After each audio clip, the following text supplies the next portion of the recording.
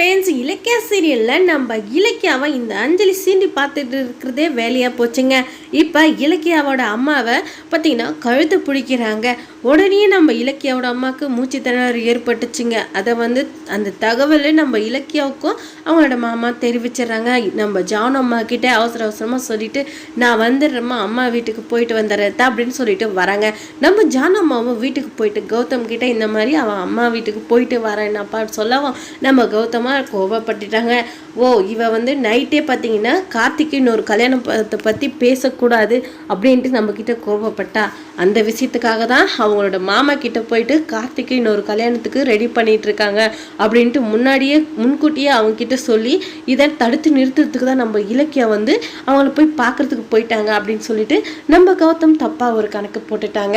இப்போ பார்த்தீங்கன்னா நம்ம இலக்கியாவும் அங்கே வீட்டுக்கு போயிடுறாங்க.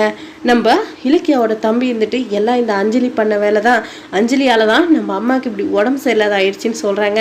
நம்ம இலக்கியாவுக்கு சரியான கோவம் வருதுங்க. அஞ்சலியை ஓங்கி ஒரு ரட்டி கொடுக்குறாங்க. என்னடி தைரியம் உனக்கு, என் அம்மாவே தள்ளி விடுறதுக்கு அளவு ஆளாயிட்டியா?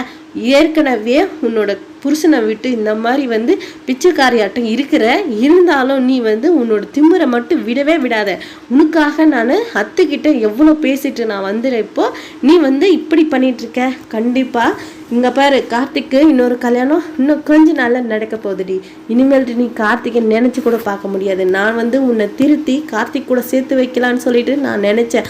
ஆனால் நீ இந்த மாதிரி எல்லாம் பண்ணுற, இன்னமும் விரோதம் ஜாஸ்தியாக தான் மனசுக்குள்ளே நினச்சிட்டு இருக்க.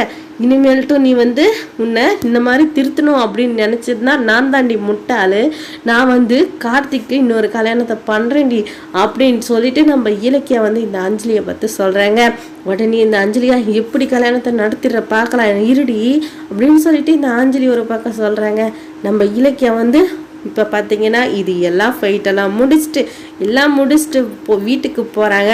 அங்கே பார்த்தீங்கன்னா நம்ம ஜானம்மாவும் கௌதமும் ரொம்பவே டென்ஷனாக இருக்காங்க. இலக்கியா என்னத்துக்கு போனா அப்படின்னு சொல்லிட்டு.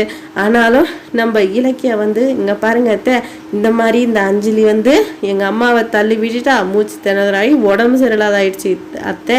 அதுக்கு தானே அர்ஜென்ட்டாக போனேன், நீங்கள் தப்பாக நினச்சிட்டீங்களா அப்படின்னு சொல்லிட்டு நம்ம இலக்கியா சொல்கிறாங்க.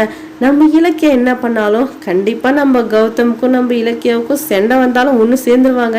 பிரியரும் அந்த அளவுக்கெல்லாம் நம்ம இலக்கியாவுக்கும் கௌதமுக்கும் சண்டை வராது.